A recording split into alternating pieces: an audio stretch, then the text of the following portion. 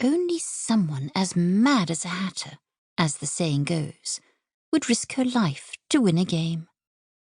But this isn't a game, not anymore. Any wonder who's entered my life has managed to turn everything topsy-turvy, upside down and backwards. I'm the girl in the looking glass, mirrored, off balance, flipped. I inhale a clipped breath. Pain stabs my heart, which beats, beats, beats, in time with the second hand of the locket watch around my neck. Beat, beat, beat. Tick, tock, tick. My eyes close, and the dread kicks in. The same fear that always overtakes me when I'm about to enter a nightmare. The only difference is, this time, it's real. I have to finish what I started. When I open my eyes, I step through. No, this isn't a game anymore. This is my life. And if I don't risk it, then mine won't be the only heart we lose tonight. Game 1. Solitaire. And thus the United Kingdom was no more, ushering in a kingdom quite divided indeed, following the conquest of the late... I groan at the advert droning on through my soundbuds, an unusual find, courtesy of the most intolerable human I've ever had the displeasure of meeting. The advert's not his fault, though. I've heard the historical propaganda more times than I care to count.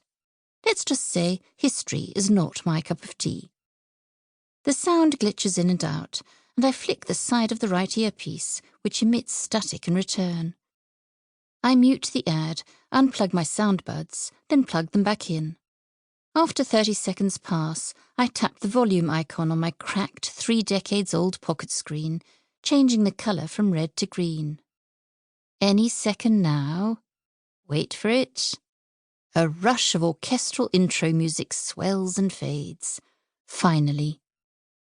The sound isn't high quality, but the episode I downloaded the moment I stepped foot off campus flows clearly through both earpieces now.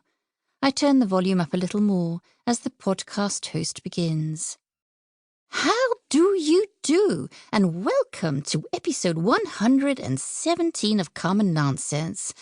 I'm your hostess, Maddie Hatter, and I'll be interrupting your regular daily dose of sensibility to discuss the predictable topic out of the hat, otherwise referred to as this year's annual Wonderland Trials.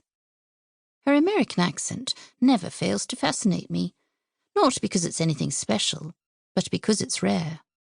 After the Divide, the Queen closed all of England's borders and forbade international travel, cutting all ties with the United Kingdom and severing former peace treaties with neighbouring nations. Most foreigners were immediately sent back to their respective homes. But foreign wonders? Denied passports if they refused to register. It was either conform or go into hiding. There's no question as to which route Maddie's parents chose. If I had to make such a decision, would I be as fearless? My pulse quickens. Rather than ponder the disappointing answer, I slide my thumb across the palm-sized screen, cranking up the volume as I make my trek to the Oxford railway station, checking over my shoulder every so often.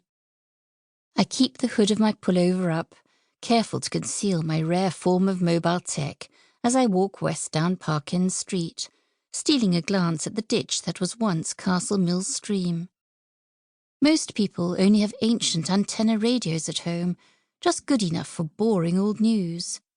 At school, they block most signals entirely. One must have an approved permit stamped with the Queen's seal to use authorised tech. If the wrong person were to catch me with an unsanctioned pocket screen and soundbuds, they wouldn't think twice before turning me over to the authorities. Either that, or they'd slit my throat to get their grubby hands on what I possess. I don't know whether I ought to thank Chess or curse him for the inevitable sentence he's bestowed upon my head.